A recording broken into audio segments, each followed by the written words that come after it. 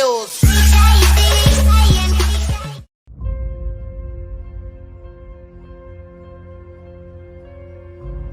Today, I wanted to just really hit on something, dealing with pain. I asked my mom one day, I said, Mom, would you buy me a deck of cards? She says, Junior, I don't gamble in my house. Ain't no cards coming in my house. I said, Mom, I don't need them for gambling. I don't want them for gambling. I just need a deck of cards, Mom. My mom, for years, from the time I was 4, 5, 6, 7, 8, 9, 10, I never saw a woman take so much physical abuse than the way I've seen my mother be every freaking day of my life. But I can't help her because I'm not strong enough. I don't have the muscle to get these men off my mother. My mother's a very high yellow woman, and every time they hit her, she would bleed from her eyes. She would walk around for days with sunglasses on in the house. I said, Ma, I need a deck of cards. Last altercation we got in, my stepfather hit my mama so hard in the face. My stepfather hit my mama so hard in the face, I called her. And I looked at him with this rage and this pain in my eyes. Like one day, and I took this deck of cards. And I couldn't live in the house, so I had to live in the garage. And after this last altercation we had with this guy, I ran to my garage and I grabbed this deck of cards and I flipped a 7. And I started doing 7 push-ups. I flipped a 6, I did 6. I flipped a 9, I did 9. I flipped a 2, I did 2. I flipped another 9, I did 9. Until I got all the way through the deck. Jack, Queen, King worth 10. Aces, 25s, and Jokers, 50. Until I got sick and tired of what pain felt like in my gut. It didn't even matter to me no more. Because I started shuffling them all over again, and that's when I started doing my sit-ups. Because I wanted to make sure sports wasn't the reason why I started training. It was to make sure a man never put his hands on my mama again. And I told my mama, no pain will ever stop me from taking care of you and my brothers and sisters.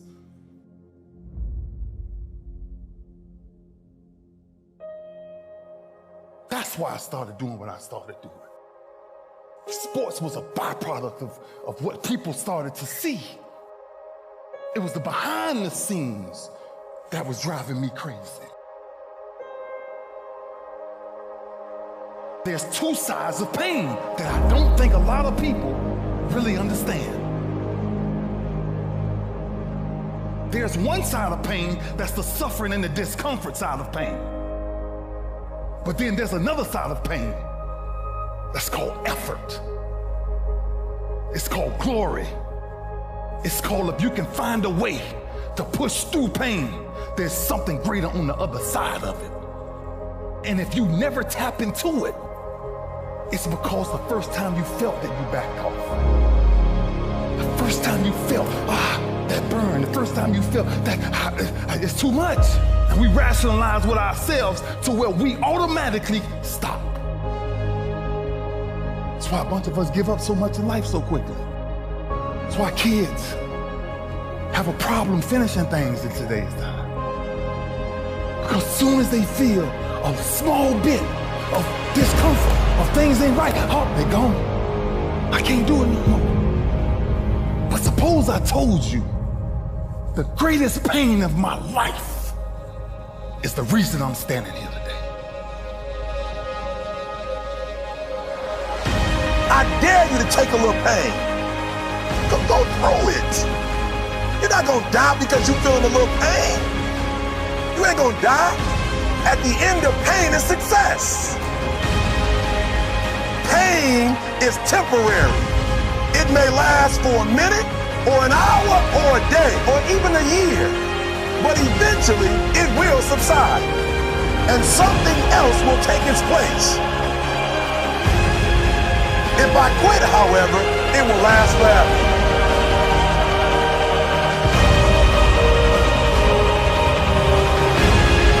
On the other side of that pain, on the other side of that pain, on the other side of that pain is your promise. At 10 years old, I picked up these deck of cards. And one day I counted them. And I found out there was 52 of them in the deck of cards. 52. And I turned my greatest pain into, in my business, with the greatest achievement ever is the touchdown Barney Trophy. 52 cards. And ironically, my number ended up being 52. There's not a person on my team in 16 years that has consistently beat me to the ball every play. That ain't got nothing to do with talent. That's just got everything to do with effort. Nothing else. 15 straight years. 12 Pro Bowls later, if you want numbers. I done saw all of it. And the only thing that's kept me around is my effort. So when you put on this, all I ever knew, because I wasn't a number one recruit, I wasn't a number one linebacker, I wasn't even in the media guy. All I ever knew was effort will get me seen on tape. Effort will get me noticed to get to the league. Effort would one day take care of my mom and my kids. Effort, which is between you and you. Nobody else can give you effort. Effort is within inside, man. And I'm still grinding because the next kid is talking about he getting too old. Keep watching me if I am. Nobody ain't got to convince me of what I do. I do what I do because I do what I do, because I'm built from something. And man didn't create it. Every one of you men in here have that opportunity, man. But ask yourself the question personally, how much time you really wasting? For real. Or do you really represent this? I represent it because it's all I had. It's the only brotherhood I ever been formed to. That's why when I see y'all perform on Saturdays, that is my peace. That's why I run to the hotels. I don't need to talk to nobody before my games. I just need to see what I once came from. I sat in these same chairs you guys sat in, man. I sat around the greatest athletes in the world. And then I found myself totally different because everybody was asking the question, who is this kid? I'm just sharing my story to tell y'all, every time you think somebody got it good, man, it ain't always good. Somebody just, some people just make up their mind and they just grind and say the heck with it, man. Because sometimes that's all you can do. How much of our brains are we really gonna use? I use mine to tell somebody today, September 11th, when I step on the field against the Pittsburgh Steelers, if that's what God's will is, there's no other man out there willing to give up what I'm willing to give up. I said that in 1993, when I said I wanted to be the greatest Hurricane, and the only thing that I got in the middle of all of that distance is the only thing that follows work, is results. There's no other blueprint. I ain't got no other secrets to tell y'all today. I ain't come here for nothing else but to tell you, if you want to do something, work at it. You want a better relationship with God, work at it.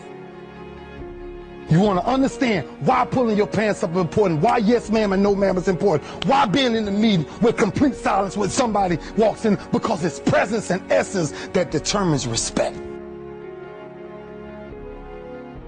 That's all we talking about. The power of respect is never to disrespect. That's why I was the first one sitting down in the meeting. I ain't got nothing to say. Y'all do y'all, I'm good. I gotta listen. Something out there I need to grab from it. Sitting on the same football field as UM, 1993. And I made a quote. And that some people call controversy, I call it confidence. I said that I might be the greatest player to ever walk up out of the University of Miami. I did not say that because I thought I was better than everybody else. I said that simply because I was willing to put in the work to now be back here 18 years later and tell you the only brotherhood I still have. You've got to say yes to your life. You've got to say yes. Yes to my dreams. Yes to me. Yes, I can make it. Yes, I can. Doesn't matter how many failures I've made. Doesn't matter how many mistakes I've endured. Doesn't matter about my defeats. Doesn't matter about what I've done. It sits on my chest in a shirt form. But the eye of that real hurricane is found in my heart.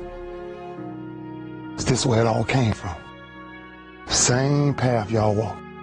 Same calves y'all going in. Same green tree y'all walking up and down. I had one pair of jeans in college for at least 2 years. At least 2 years. What drives you? Because I feel home. And when you're home, ain't much to say. Our work spoke for itself. That's where our swagger came from. Our swagger came from, we worked as a unit. When I came to the University of Miami, there was one mind, one set, one heartbeat. It was impossible to get to us. Because if you saw us somewhere, you saw 15 or 20 of us. Gotta stop leaving each other. Gotta stop hanging out without each other. The streets ain't chasing the same things you chasing. There's many temptations out there. Just stay focused, man. As a team, though. As a team. That's all I knew when I was here. That's what kind of kept me focused. That I finally ran into a team. And you guys have that same thing. Because this you will never die. It'll never die. So it's up to you to carry that. It's up to you to carry that. And every Sunday, every Saturday, everything is talked about. I gotta commit my very being to this thing. I gotta breathe it, I gotta eat it, I gotta sleep it. And until you get there, you'll never be successful in life. But once you get there, I guarantee you, the world is yours. You won yesterday? Know what you carry. When you carry this you on your chest. Know what you carry, man. You carry a legacy of greatness. And greatness is a lot of small things done well. Day after day, workout after workout, obedience after obedience, day after day.